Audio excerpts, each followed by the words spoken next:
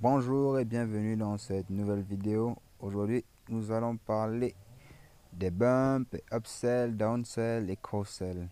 Qu'est-ce que tous ces produits en sell veulent dire? Alors, le programme de la vidéo il est le suivant. Nous allons commencer par définir qu'est-ce qu'un bump, un upsell, un cross-sell, un downsell. Ensuite, à la fin, nous allons comprendre la psychologie des clients. Désolé, apparemment, il y a une tronçonneuse pas loin de chez moi. Ensuite, commençons.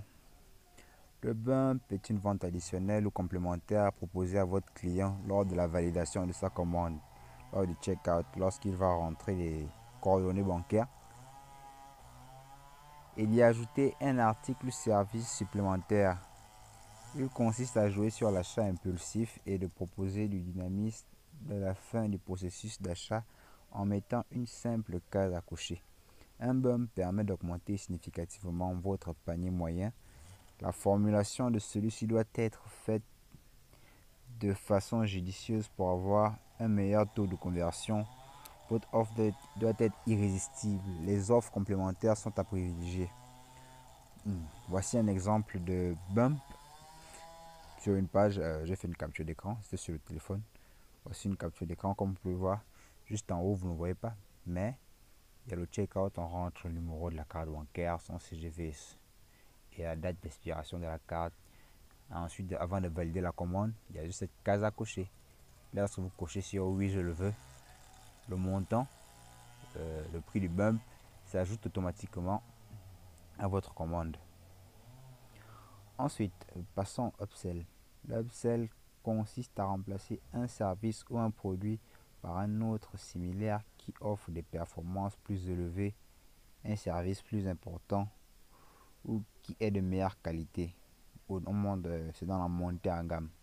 Il s'agit de proposer et pousser un acheteur à choisir un produit plus coûteux que celui qui était prévu ou que le produit qui le remplace en vue d'augmenter le volume des ventes et la marge réalisée, c'est-à-dire augmenter le panier moyen.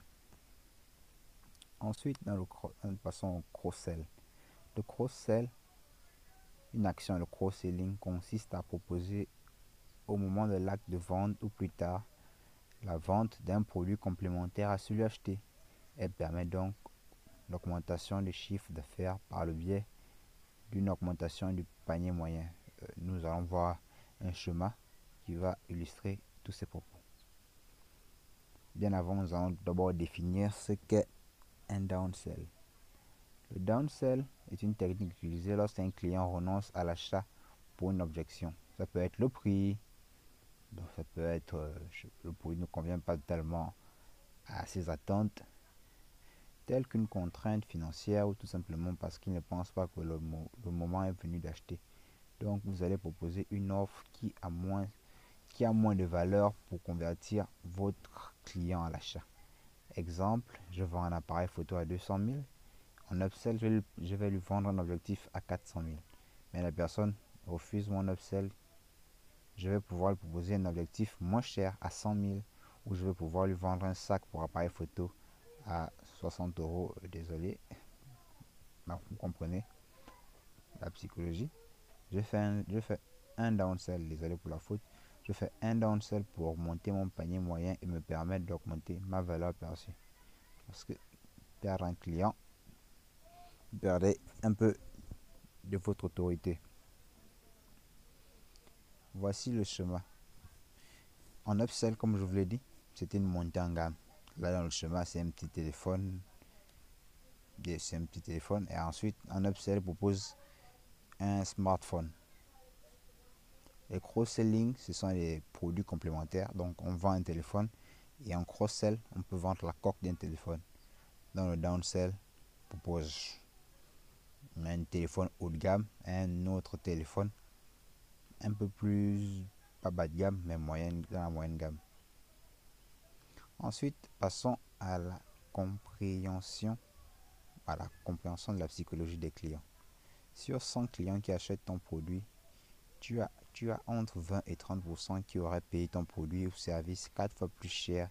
Et sur ces mêmes 20 à 30%, tu as encore 20 à 30% qui seraient capable d'acheter ton produit ou service encore 4 fois plus cher et une dernière tranche de 20% de tes clients qui auraient encore payé ton produit 4 fois plus cher. Donc ça fait presque en moyenne pour avoir un client sur 100, un client sur 100, désolé, un client sur 10 est capable d'acheter votre produit 4 à 8 fois plus cher que votre prix de base.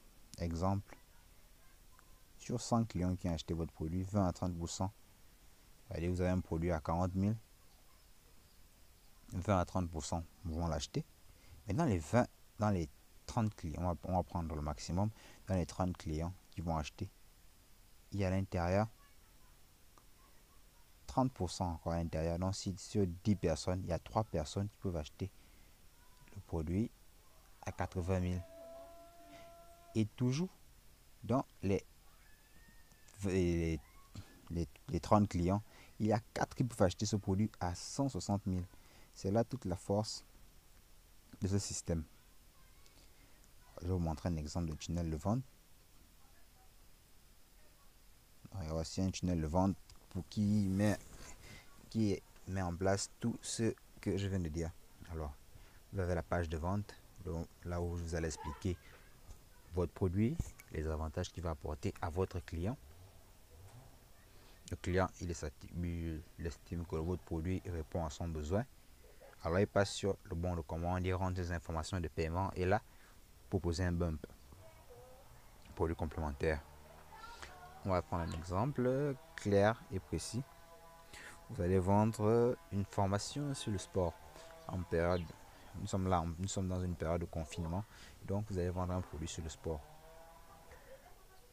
Musclez-vous à la maison.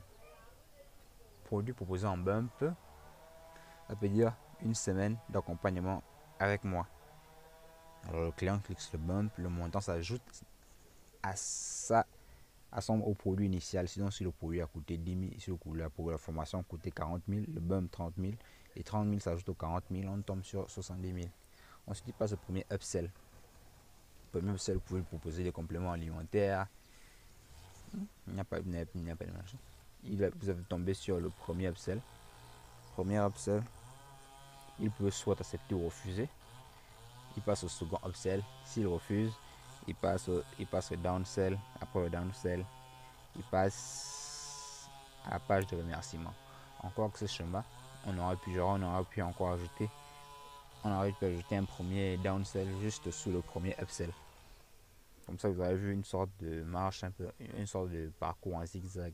Si le client refuse le premier upsell, il va downsell. Après le downsell, il va au deuxième upsell. Upsell, il redescend. S'il refuse, bien sûr. Bien, merci pour tout et à la prochaine.